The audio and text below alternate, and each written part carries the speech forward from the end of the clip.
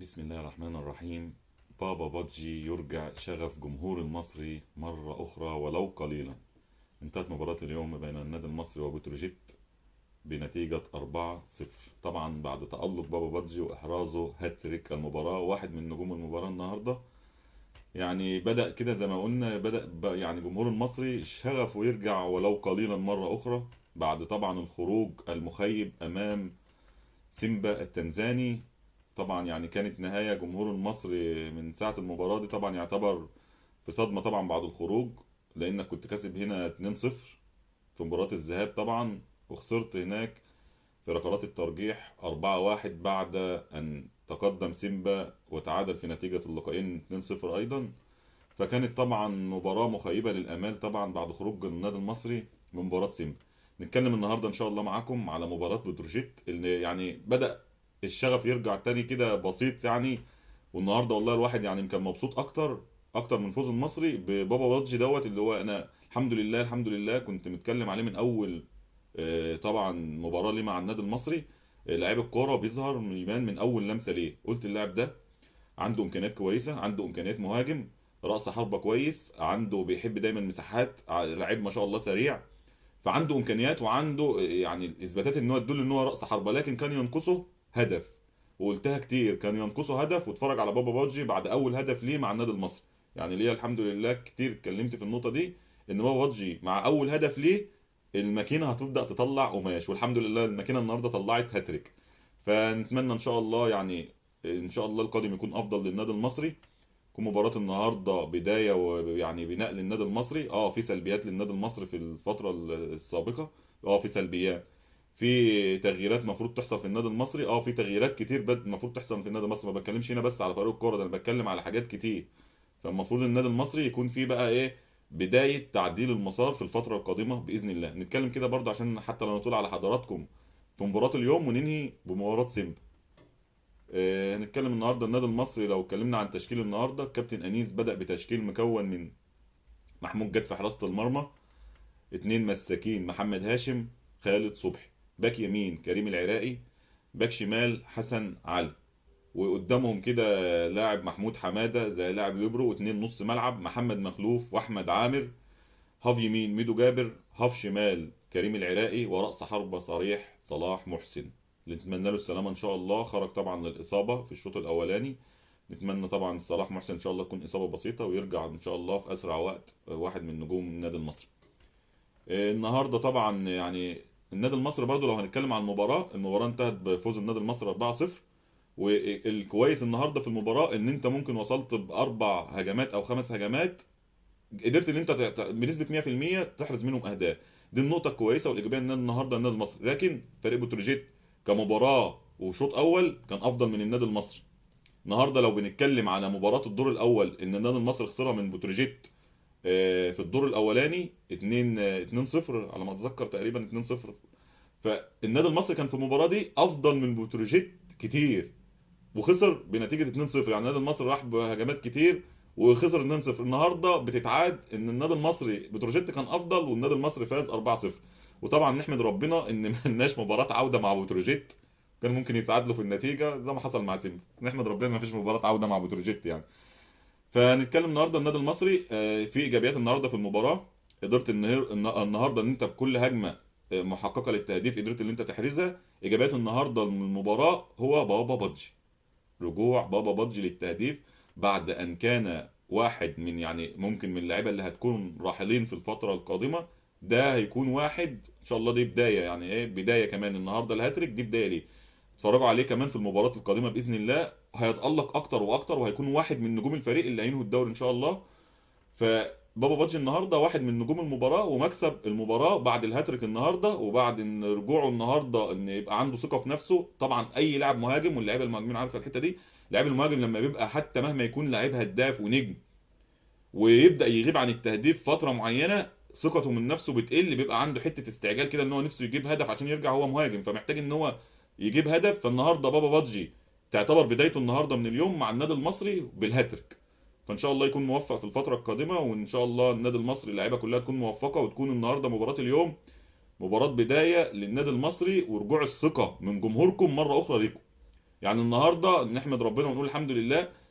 حته الشغف للجمهور المصري، وبتكلم انا كمان على عن نفسي كواحد من جمهور النادي المصري، حته الشغف قلت بعد الخروج امام سيمبا. انت كان عندك طموحات، كنت طبعا خلاص مباراه عن مباراه بتقرب توصل. كنت كسبان مباراه سيمبا في الذهاب 2-0، خسرت هناك 2-0 ولعبت ركلات ترجيح. النادي المصري لم يأتي في هذه المباراة في مباراة العودة، وأيضا في مباراة الذهاب النادي المصري ما كانش أفضل حاجة. لكن زي ما قلنا تكرارا بنقول إن ربنا أراد إن أنت تكسب في مباراة الذهاب برغم إن أنت ما كنتش أفضل، لكن علشان خاطر جمهورك اللي كان مساندك إن هو يروح مبسوط، وربنا أراد إن الجمهور ده يروح مبسوط. فالحمد لله يعني، نقول خير برضه، قدر الله ما شاء فعل. كنا نتمنى ان احنا الاستمراريه. كنت قدرت ان انت تكسب مباراه سيمبا وتصعد توصل لدور قبل نهائي، وخصوصا كمان بعد خروج نادي الزمالك. كانت مباراه تكون صعبه لو النادي المصري هيقابل نادي الزمالك. خرج الزمالك طبعا خروج غير متوقع ايضا بعد خروج النادي المصري. يعني يمكن الواحد زعل كمان على خروج الزمالك. يعني ايه، الواحد مشجع للنادي المصري فقط، وبشجع طبعا اي فريق بيمثل مصر سواء زمالك اهلي بيراميدز طبعا، لكن التشجيع الاول لفريقنا طبعا النادي المصري. لكن النهارده انت بتتكلم ان انت كنت مباراه الزمالك 50-50 لو المصري والزمالك في مباراه نصف النهائي. النهارده بعد خروج الزمالك كمان انت كانت الفرصه سهله ليك ان الفريق طبعا يعني ما فيش في الكوره حاجه سهله، لكن ما كانش هيبقى بصعوبه نادي الزمالك، وان المباراه مصريه ويعني صعبه طبعا على الفريقين. فهنقول خير برضو، يعني برضو الزمالك خرج نفس برضو النادي المصري خروج غير متوقع بعد ان مباراة الذهاب قدر يتعادل 0-0 خارج القاهرة، وفي مباراة العودة في القاهرة خسر 1-0. فخروج غير متوقع للمصري والزمالك بعد ان كان متوقع بنسبة اكتر من 80% مقابلة النادي المصري والزمالك في دور نصف النهائي يخرج الفريقان.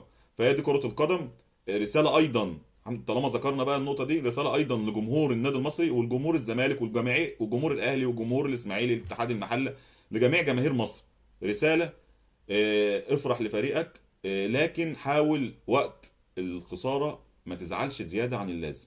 حاول وقت الخسارة ما تزعلش زيادة عن اللازم. في الأول وفي الآخر دي مباريات كرة قدم، وارد فيها المكسب وارد فيها الهزيمة. في الأول وفي الآخر هي لعبة كرة قدم.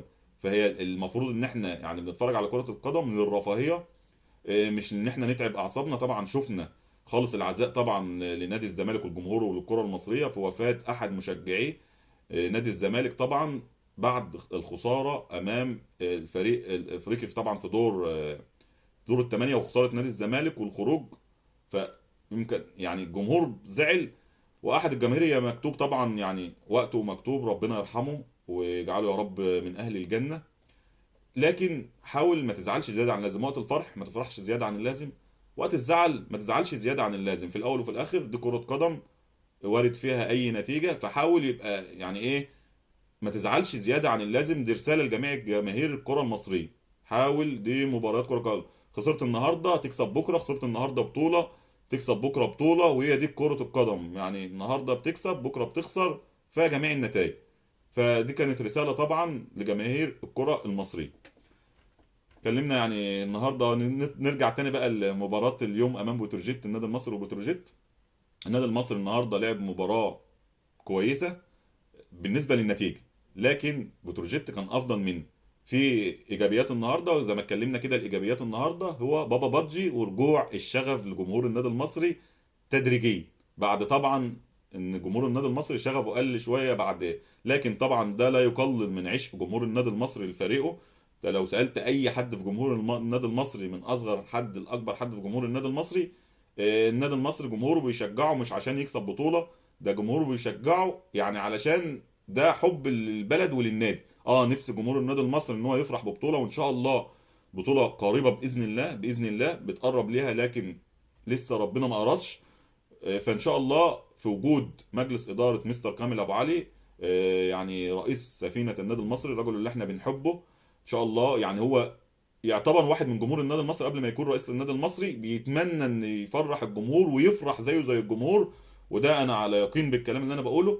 مستر كامل ابو علي نفسه ان هو يفرح جمهور النادي المصري ويفرح زي جمهور النادي المصري ببطوله، وان شاء الله ان شاء الله هتتحقق في عهده باذن الله وقريبه باذن الله. لكن اكيد زي ما اتكلمنا ان في اخطاء مفروض ان هي تبدا ان انت تدارك الاخطاء ديت وتبدا تصلح الاخطاء دي وتبص ايه السبب النهارده ان انا بقرب من البطوله وبخرج؟ اكيد في سلبيات. تبدا تبني على السلبيات ديت عشان يكون القادم ان شاء الله افضل ليك، وباذن الله يكون القادم افضل ليك، وبتبدا تلعب في ملعبك وترجع لارضك تاني وسط جمهورك، وده تكون بدايه رجوع البطولات كمان باذن الله. فنتمنى ان شاء الله الاصلاح فيما هو قادم باذن الله. ويعني النهارده مش هنتكلم بقى عن المباراه، احنا اتكلمنا برضه قلنا يعني ان المباراه النهارده هي النتيجه تعتبر، والهاتريك بتاع بابا بادجي هو نجم المباراه. فان شاء الله يكون النادي المصري معاه توفيق في الفتره القادمه باذن الله يعني. رساله ايضا لمجلس اداره النادي المصري بقياده مستر كامل ابو علي. دي بدايه بقى النهارده، انا ابني للقادم. انا محتاج ايه؟ محتاج ايه الفتره القادمه؟ كابتن انيس مكمل مع النادي المصري طبعا، ان شاء الله يكون هو مكمل مع النادي المصري اكيد لنهايه الموسم باذن الله يعني، لان ما فيش وقت اصلا لاي تغيير خالص. النهارده النتيجه تبدا تبني عليها، تبدا بقى تبص للموسم القادم باذن الله من دلوقتي. اللعيبه اللي انت بتبدا محتاجها النادي المصري. لو هنتكلم النادي المصري محتاج لجنه كوره.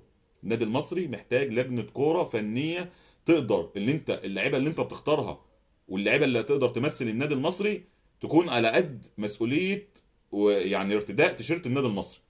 فانت محتاج لجنه كوره، لجنه فنيه خبيره، عشان يعني زي ما بنقول كده وجمهور النادي المصري كله فاهم النقطه دي، عشان يبقى كل فلوس بتطلع راحه في مكانها. النهارده ما ابداش ان انا اجيب لعيبه بملايين وما استفادش منها. النهارده في عقودات غاليه وكل ده يعني على يعني مستر كامل ابو علي كتر الف الف الف الف الف خيره بصراحه. فمحتاج النهارده ان كل جنيه يكون في مكانه. محتاج اللعيبه اللي هتيجي للنادي المصري تكون على قد مسؤوليه النادي المصري في المواسم القادمه باذن الله، على قد طموح النادي المصري. لعيبه محتاجه بطولات وعطشانه بطولات، وان هي تكون على قدر المسؤوليه. اللعيبه اللي هتكمل ان شاء الله تكون برضو عندها نفس الطموح باذن الله. فانت محتاج باذن الله تبني من دلوقتي. نبص على السلبيات خلاص، مش هنبص بقى على اللي فات بقى وان احنا نقول لو كنا كملنا او ما كناش طلعنا من سيمبا. لا خلاص، هو نقول قدر الله ما شاء فعل، مالكش نصيب ان انت تكمل. نبني للي جاي باذن الله، والقادم يكون افضل للنادي المصري باذن الله وجمهوره ان شاء الله. يعني التفاؤل دائما ان شاء الله، متفائلين خير باذن الله. القادم يكون افضل ان شاء الله للنادي المصري وجمهوره ومنظومه النادي المصري باكملها ان شاء الله فيما هو قادم. اتكلمنا طبعا يعني في كام نقطة مباراة اليوم مع بتروجيت ومباراة سيمبا طبعا وسبب الخروج. انت النهاردة لو اتكلمنا برضو يعني نتكلم فيها حتة الخروج. النهاردة انت رحت مباراة سيمبا لم تحضر كلاعيبة ولا جهاز فني. بصراحة إدارة فنية من الكابتن أنيس غير متوقعة، يعني إدارة غير جيدة من الكابتن أنيس. رايح اللي انت تدافع وانت رايح تلعب سيمبا، انت كسبان هنا 2-0. اه فريق سيمبا فريق قوي وسط ملعبه، مباراة في اجواء صعبة، بتلعب في اجواء صعبة، لكن لعيبة المصري ما حضرتش المباراة. انت بتدافع ب 11 لعيب. انت رايح بتلعب، مش بتلعب سيمبا. انت يعني زي ما بيقولوا كده لو بتلعب منتخب العالم ما انتش هتدافع بالطريقة دي.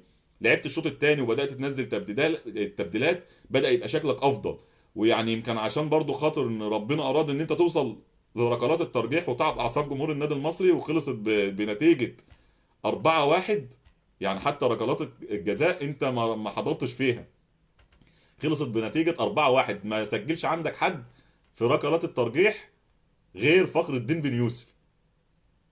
فيعني ما كانش عندك توفيق في المباراة دي خالص. في يعني ايه، نقول صفحة واتقفلت. لكن المفروض بقى ان احنا نقف على سلبيات المباراة ديت وعلى سلبيات الخروج. انت خرجت من 3 بطولات، يعني لسه مباراة كأس العاصمة ان شاء الله نتمنى ان النادي المصري يكمل فيه بإذن الله. لكن على الورق انت النتيجة بتاعتك ما عادتش في ايدك بالنسبة كمان لكأس العاصمة. ان انت محتاج تكسب والفرق التانية تتعادل. بالنسبة اللي معاك في المجموعة سيراميكا ان هو محتاج يتعادل مع فريق زد. فانت النهارده خرجت من كأس مصر، خرجت من بطولة الكونفدرالية في شهر او اقل من شهر، ومعاك بره البطولة الثالثة بطولة كأس العاصمة برضو، يعني بين قوسين او ادنى. ان شاء الله يعني نتمنى الخير للنادي المصري. والنهارده انت بتلعب بالنسبة للدوري وللدور الثاني، طموحك طبعا ان انت ما تخرجش بره المربع الذهبي. فان شاء الله يكون ايه، نتمنى ان الخروج ما يكونش انكسار. خروج من سيمبا ما يكونش انكسار للقادم، يكون ان انت تبني عليه. تشوف السلبيات اللي كانت عندك بالنسبه، لو اداره تبدا تبص على السلبيات، جهاز فني، لعيبه نتمنى تكونوا على قد ثقه جمهور النادي المصري وثقه الجمهور فيكم. رجعوا الثقه مره اخرى لجمهوركم. فان شاء الله نتمنى التوفيق للنادي المصري ومنظومه النادي المصري فيما هو قادم باذن الله. وان شاء الله القادم يكون خير للنادي المصري وجمهوره باذن الله. ونتمنى يعني ان ما نكونش أطلنا على حضراتكم. وفي آخر الكلام وما أجمل النهاية بالصلاة والسلام على سيدنا محمد صلى الله عليه وسلم. وشكرا لكم، والسلام عليكم ورحمة الله وبركاته.